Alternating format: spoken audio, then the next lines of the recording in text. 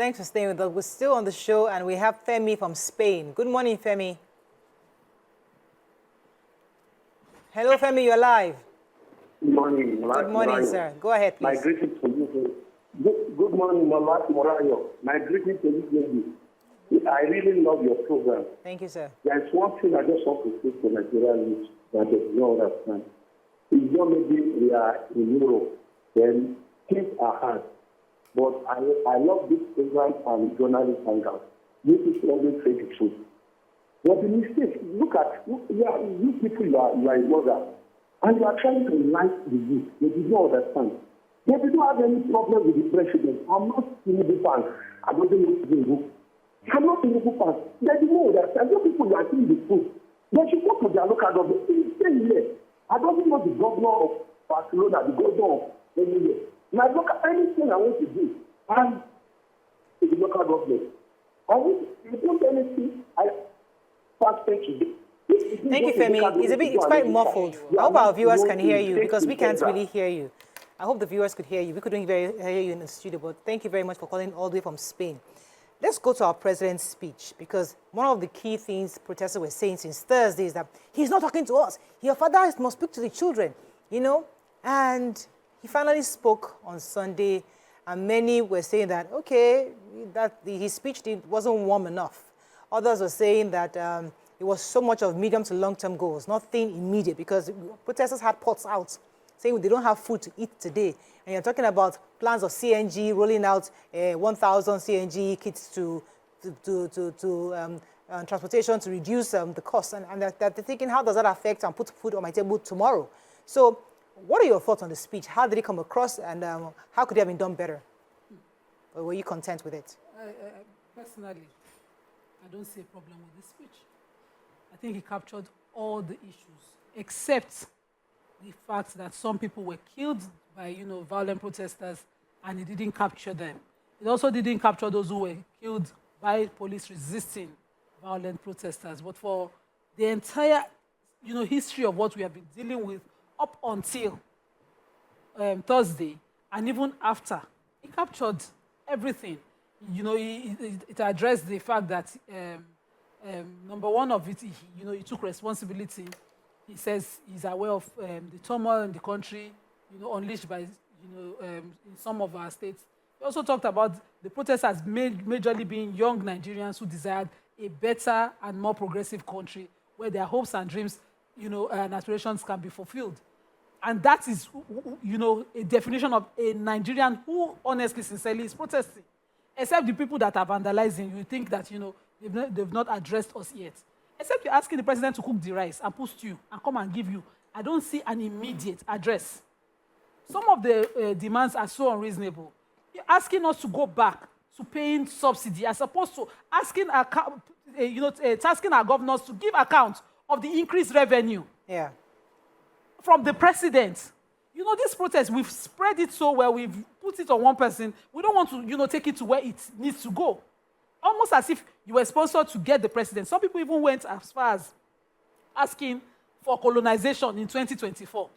Are those ones too to be addressed? They are wide, and it has different meanings, from taking back to bad governance to give me food to end hardship. We don't even know exactly what you want addressed. And if it is about food and hardship, before August 1st, about 3 or a whole month before, the president had removed import duties. Importation of food is one thing that scares me. Yeah. It's to the tune of 90 billion in every quarter that we import. And if you do the total maths, it's not something sustainable that we should continue. Right. It demands forex, and we don't have the forex. Let me come to you, Tokwe, the speech. So for me, the president's speech highlighted the achievements the government has done and the intervention the government had done beforehand to address the issues that had been raised. But I also sort of share in the conversation the way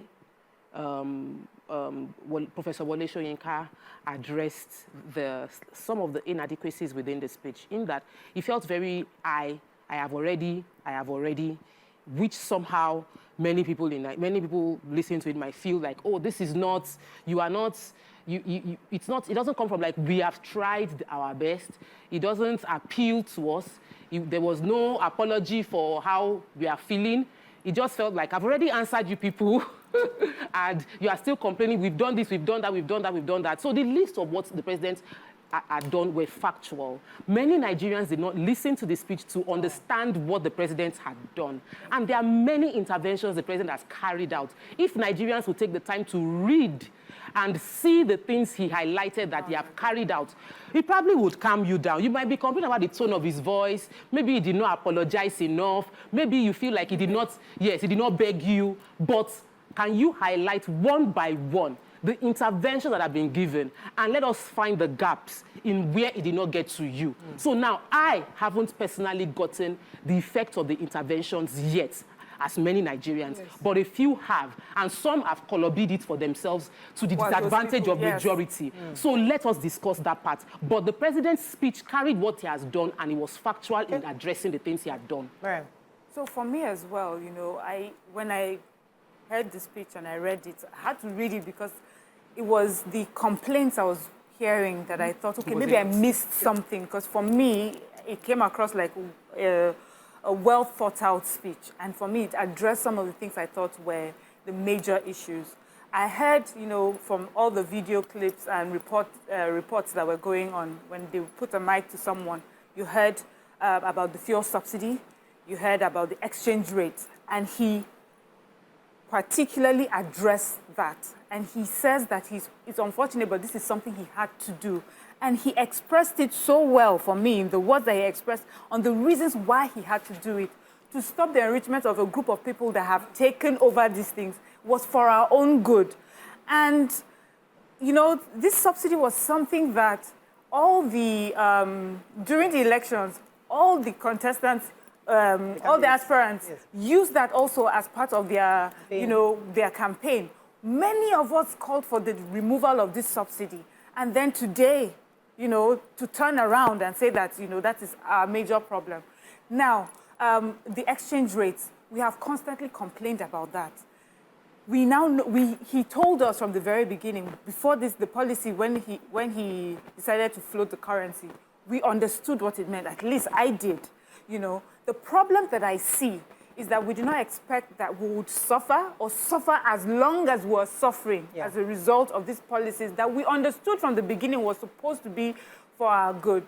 Now, for me, what I see that there is a disconnect between either, you know, you just don't want to, you know, sometimes in a fight, you just have to have a villain.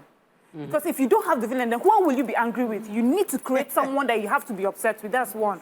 And so everything that person does, you will find a reason why the person is not doing it right. Now, thirdly, there are serious issues on ground. And for me, it is in the fact that we need to understand how government works. We need to understand who and who we can call, who we should face. That is why education is so important. Government should not think that when they send money when we have distributed money in our budget for education, you can pocket it. Tomorrow, these are the sort of things that will happen to you. You will talk to your people and they don't understand you because they can't go to school to hear how it is done, to understand how government works, how palliatives work, how when someone is taking advantage of your right, who to go to and how. So that's our problem right now is what I see. You know something that occurred to me when I was hearing the president's speech and everything, that I love to watch political dramas on television. I mean, there's no political drama on Netflix that I have not watched. I take them in a lot. And one of the things I realized that is different from politics abroad is that communication, over communication to the people. I tell myself that what the president, what Asiwaju is doing right now is somewhat surgical because we've had years and decades of decadence in our country. And he's coming now to somewhat fix. And when a patient is in surgery, when you have a family member that is doing surgery, what the doctor does is after every procedure, you come out to inform the family, this is what we have done. We're going to be doing this after, it's going to take us 3 hours. You come back again. It's a long procedure. It happens. They keep coming to give you information on what we're doing. What I think is missing is constant communication, such that you have a chief press secretary who comes out every single day. I have watched it in international drama where every day the CPS shows up and there's a public briefing. You can ask two, three questions. You might even not have much to say. It could be just one paragraph. The president is going on vacation today. He's going to go, and they'll ask you, why is he not going to Okogosi? Why is he going to London? Oh, no, give me a second. The point is that it is possible, because where we are as a nation, people need information, because we can't wait for these long speeches to come, because half of them, 90% of what you just said, we don't get it. Nigerians don't understand it. But imagine, I'm almost on Nima, but imagine if every single day a jury is showing up, telling us, okay, today they met with XYZ investor. Today something happens. Then tomorrow, okay, yesterday's investor meeting, we have a follow-up this. Something, because where we are as a nation, we need that constant information. Because if Nigerians had that information at their fingertips every single day, this kind of protest, when people start churning out all sort of false information on social media, they can say, but a jury yesterday said this. And the president did this the other day, because they have information constantly. So they don't believe now. They don't believe. They don't believe it when it comes in chunks, because it's very, very difficult to believe. No. But if you break it, join those who believe. are you guys understanding me? I get you. We hear you. You know one. As long as I've communicated. We hear you. Is it until they do it American style? Come and stay in front of TV. That press briefer, what do you call it? Don't have Yes, work. press Every briefing. day is here. And just a press briefing. Yes. Because except you're telling me that by Onuga's tweets or what the president is doing. And He should do it physically. It's not enough. You want to see their face and drama in style. Because we sit here every day. We take this news every day. Somebody was talking to me over the weekend, and I was saying to the person, I said, I take this news every day. I see these interventions every single day. Even in the president's speech, he addressed that we've reduced our debt servicing from 97% to 68%. Some people don't get it. That doesn't make sense to the Yashikira. Nigerians believe it if a jury is reading it. But do you know? Nigerians will not believe it. They want to see rice and stew. Let me tell you the difference. At protest Let me tell you the grounds. difference to Nima. Let me give an example. Monday morning, Bayo Onanuga shows up, press briefing. It tells us, gives us his data. A journalist asks one or two questions, because he's asking questions on behalf. He's asking Yasikira's question. He explains. But this thing you just said now, how does it affect Yasikira? And he explains it to her, and he breaks it down. Tuesday, he comes out again. We are doing this, we are giving you CNG. Okay, how does it affect the woman in Ebonyi State who's going to have, who needs transportation? He said, okay, well, from CNG, it's coming from Abakaliki, moving on all the way to this place. He breaks it down every single day. Now, what happens? The bloggers will pick up that speech or that response, and they post what you are doing. Bloggers will not do that. Even if they don't do it, every single what you're doing, Over Nima, time. what you have, It might take a while. you now have a system where you have information directly from the White House, not White House, from Aso Rock. Aso Rock. You have direct information every single day from Aso Rock, that even when these people come up with all these their funny fake stories, you have something to counter it. But Bayo Onanuga's tweet will not do that job for you. Can I tell you? Plenty Yasikira, I'm telling you, it won't change anything. Okay, let me go on a short break. When we come back, we'll continue. Stay with us, we'll be right back. I get on.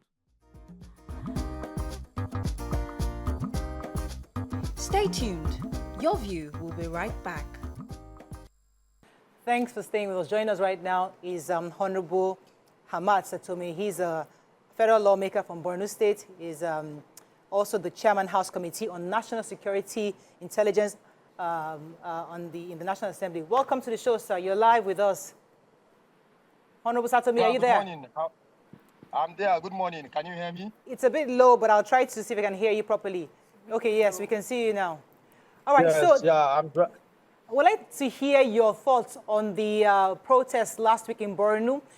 We know there were violence also in Borno State. What's the update in your state concerning that? For now, everything is calm. As you can see, I'm turning my camera to you. If I will turn my camera, I'm driving by the market, and you're seeing people are doing their normal life. Okay. And then I'm going to my constituency office to share fertilizer to the farmers, and they are waiting to me. In a moment, I will be there. And life has normalized. People have returned back to their normal businesses and their normal activities. So for now, I think people are, the curfew has been fully relaxed, and then normal activities has resumed. Right. Okay. So far, so good, yeah. So the governor had placed a 24-hour curfew in Borno State following the protest.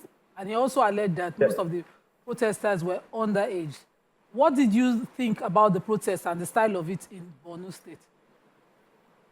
The protest, it was a faceless advocacy initially made And then, you know, young children under age, they don't know even what's the meaning of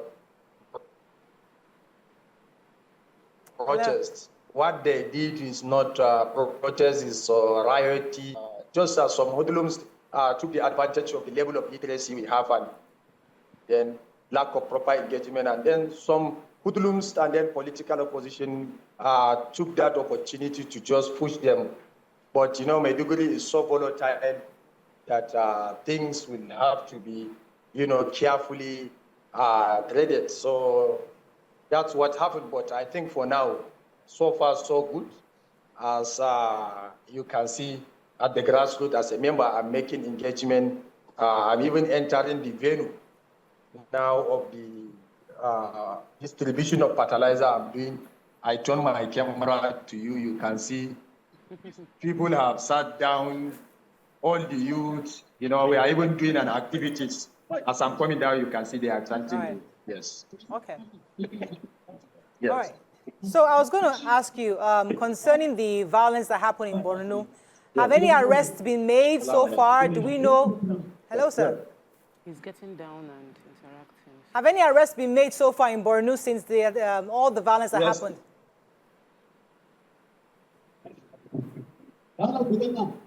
Okay, I guess we can. We have to disconnect with him because he's obviously quite busy right now. Hello, sir. Are you still there? Okay, we really wanted to get some updates on in Borno, and we also wanted to bring in our lawmaker from Kano, but unfortunately he couldn't make it either. So, but hopefully in the coming days we'll still get more information on the happenings. But it was important for us to open our phone lines for Nigerians to call across the nation. You can call us on 081 0764 1679 090241 63440. You can also tweet to us at TVC. Can you please hashtag YourViewTVC so we can read your tweets? Do you have any tweets or comments ready on social media? I was going to say for the Kano rep, I really wish he could get on here because I have some questions, especially concerning the fact that rioters were flying the Russian flag. Where did they get that? What does it mean? Is there a collaboration with Putin anywhere? What is happening? You know, that is obvious. You know, unpatriotic. As we know, it's also illegal to have done that. So I want to know why we went that far. And also, that in Borno State, you know, just as the rep said, because that would have been my question, he said that a lot of the children, they were children, and a lot of them did not even understand why they were out on the streets.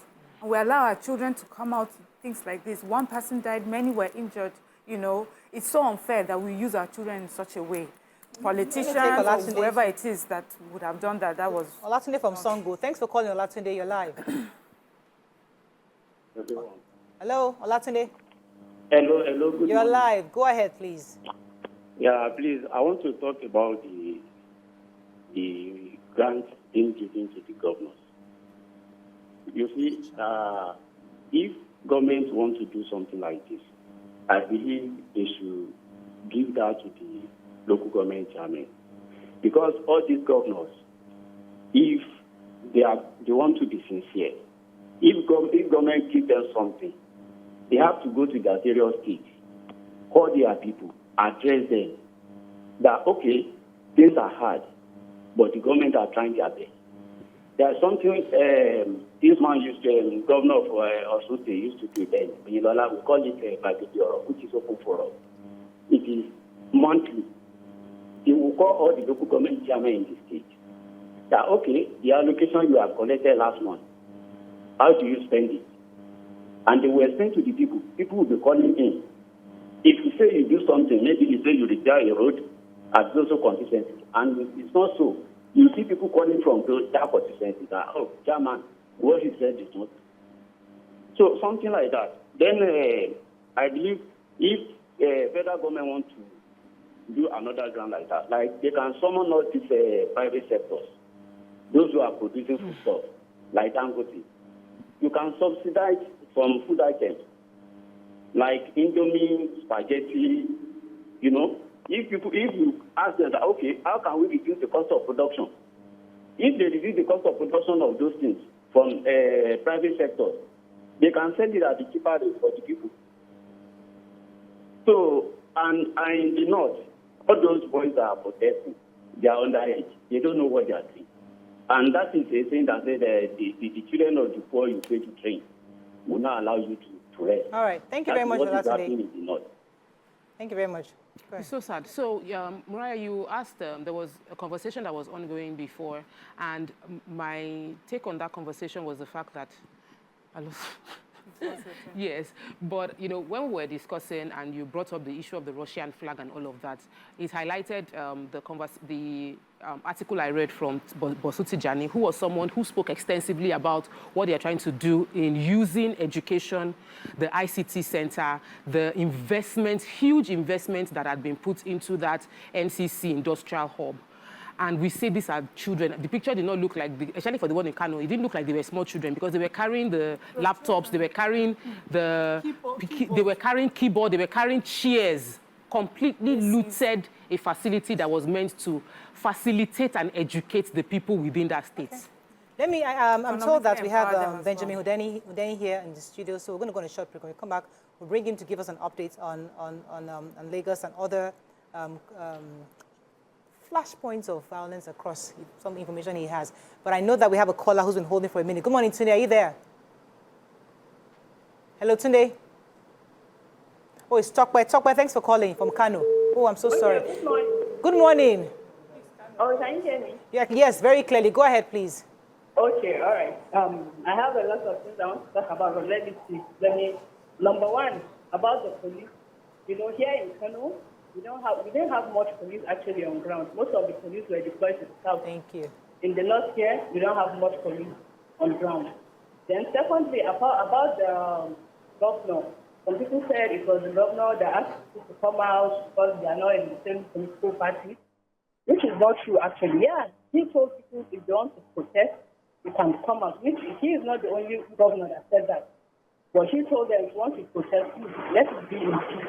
Of course, they did not do that. Then another thing is for the press briefing that you talked about, that we should be having press briefing every day. I think it's a good idea because, yeah, it will take time before people will listen. It will take time, but because if it's on TV, a lot of people in Nigeria don't even have TV in their house. Right. Here in Kano, there are a lot of people that don't even know what TV is called. They don't have idea of it. Thank you so much, Tokwe. Let me go on a short break. When we come back, we'll bring in our guests. Stay with us. We'll be right back.